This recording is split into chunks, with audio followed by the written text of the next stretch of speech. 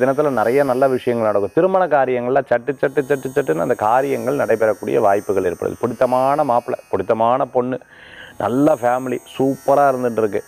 ஏன் ஒரே ஒரு விஷயம், நீங்கள் பக்கத்தில் இருக்கிற மாதிரி பார்த்தேன், இது பார்த்தீங்கன்னா ஒரு 500 கிலோமீட்ரு, மற்றபடி அதெல்லாம் வேண்டாம். இந்த மாதிரி எந்த ஒரு விஷயத்தையும் வேண்டான்னு சொல்கிறத விட எந்த ஒரு விஷயத்தையும் அட்ஜஸ்ட்மெண்ட், சரி பரவாயில்ல இதை நம்ம பண்ணிப்போம், இதுக்கு ஓகே அப்படின்னு சொல்லிட்டு அப்படி நம்ம செயல்பட்டுட்டோம்னா அற்புதமான பலன்கள் கூடி வரக்கூடியதாக இருக்கும். நல்லவர்களது நட்பு மன திருப்தியை தரக்கூடிய அற்புதமான நாளாக இன்றைய தினம் உண்டு.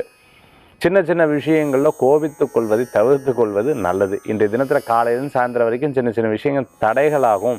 அந்த தடைகள் ஆனதுக்கப்புறம் ஒவ்வொரு காரியமாக உங்களுக்கு வெற்றி பெறத்துக்குன்னா வாய்ப்புகள். இடம் வாங்கணும், வீடு வாங்கணும், வேலை வாய்ப்பு நல்லபடியாக இருக்கணும், அதே சமயத்தில் கடன்களை அடைக்கணும். இந்த மாதிரி உங்களுக்கு நிறைய எதிர்காலம், நிறைய எண்ணங்கள், நிறைய சிந்தனைகள், நிறைய சம்பாத்தியம் பண்ண இதெல்லாம் இருக்கு இல்லையா, அதற்கு இன்றைக்கி தினத்தை நீங்கள் ப்ரிப்பேர் பண்ணால் தான் நடக்கும்.